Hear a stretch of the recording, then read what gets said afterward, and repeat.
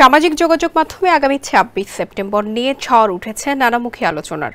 নেটিজেনরা এ নিয়ে নানা ধরনের তথ্য উপাত্ত দিচ্ছেন। গত কয়েকদিনের সার্চ রেজাল্টে ফেসবুক দেখাচ্ছে প্রায় ১,৪৬,০০০ ব্যবহারকারী এই বিষয়টি নিয়ে কথা বলছে। কিন্তু এই আলোচনার পেছনে প্রকৃত কারণ কি বা এর রহস্য? বিস্তারিত থাকছে ডেস্ক রিপোর্টে।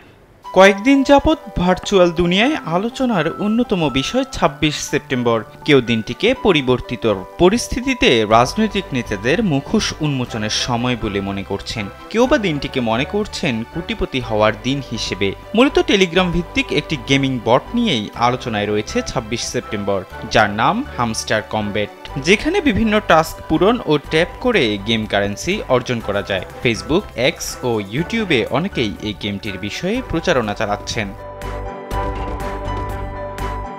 তাদের দাবি ২৬ তারিখে এই গেমটির কয়েনগুলোকে ক্রিপ্টোকারেন্সিতে রূপান্তর করা যাবে বলে গেমসটির নির্মাতারা জানিয়েছেন। তবে আসলেই এমনটি ঘটবে কিনা এ বিষয়ে সত্যতা যাচাই করা যায়নি।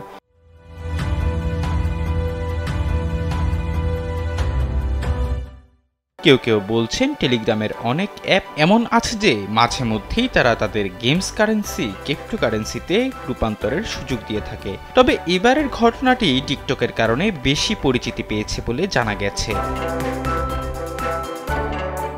এদিকে এই ঘটনাটি অনেকেই উড়িয়ে দিচ্ছেন। তাদের ধারণা, এভাবে যদি কোটিপতি বা বড়লোক হওয়া যেত তাহলে মানুষের আর কাজ করতে হতো না।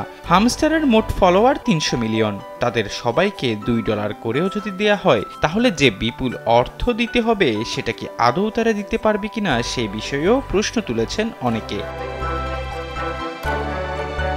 তবে এই ব্যাপারে বিশেষজ্ঞরা বলছেন ভিন্ন কথা। তাদের মতে এই ধরনের গুজবের পেছনে সাধারণত অর্থ উপার্জনের মোটিভ থাকে। অনেকেই এই ধরনের গুজব ছড়িয়ে দিয়ে মানুষকে বিভ্রান্ত করে এবং তাদের কাছ থেকে অর্থ আদায় করার চেষ্টা করে।